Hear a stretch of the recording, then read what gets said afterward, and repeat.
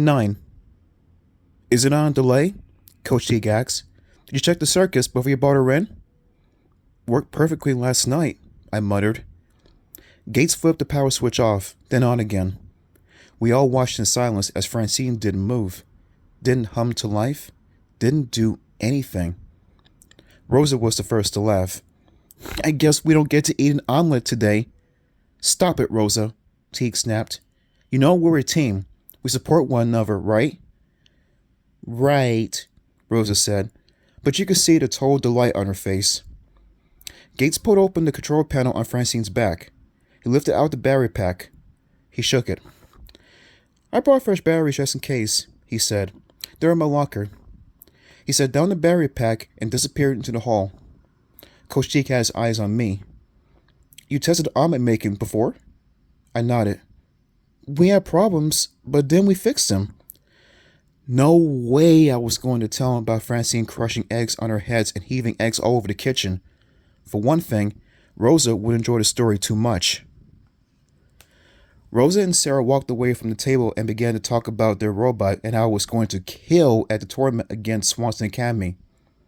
Coach T picked up DeAndre's bot and asked some questions about the mechanics. My head was pounding. Sometimes when I'm tense, I get these headaches. And trust me, I was way tense. The other bots were awesome, and I knew Francine could be awesome too. If only... Finally, Gates came running back into the art room. He had big drops of sweat running down his forehead, and he was breathing hard running from his rocker and back. He swapped the fresh battery pack into Francine, and I closed her up. Okay, ready to try again, I announced. Everyone returned to the table. Rose and Sarah were talking about a boy they both liked who transferred to Springdale last week. Sarah said something funny, and they both cracked up laughing. Let's give Francie some attention, Coach T scolded them.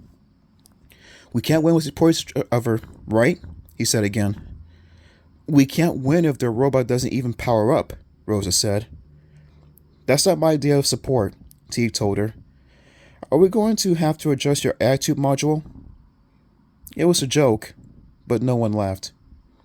I reached for Francine's power switch. Here goes, I said. My heart felt like it was leaping into my throat. I threw the switch. Everyone watched and waited. Nothing happened. Francine didn't move. And then a very rude sound came out of her. Everyone burst into wild laughter. Everyone but Gates and me. She did it again. The laughter rang off the art room walls. Even Coach Teague was laughing his head off. Rose and Sarah slapped high fives. When the laughter finally ended, I flipped the power switch on the robot a few more times. I don't understand it, I murmured. I really don't. Rose's blue eyes were dancing excitedly in her head. Maybe need your parents to help you with this one, she said, sneering. Rosa knew just how to get me. She knew I didn't want to be compared to my parents. They are computer geniuses. I just want to do the best I can. If I'd been to help you program it, I'd be happy to pitch in, Rosa said. Gates, I knew she wasn't sincere. It was so obvious she said to impress Coach Teague. A great day for Rosa, a bad luck day for Gates and me. It really did work when we last tested last night, I told the coach. He shook his head. Go back and get it right, Livy. We can't enter your robot into a tournament if it doesn't work perfectly every time. He turned to the others. Congratulations on your good work. We have 2 robots that can definitely compete against anything Swanson Academy throws at us. Now we just need one more. He waved to the door. Let's meet again on Tuesday. Sarah and DeAndre picked up their bots and started to the door. Rosa flashed Gates and me one last triumphant smirk. Then she hurried after Sarah. I don't get it, Gates muttered. I just don't get it. I stared at our robot for a long moment. Something is definitely wrong here, I told myself.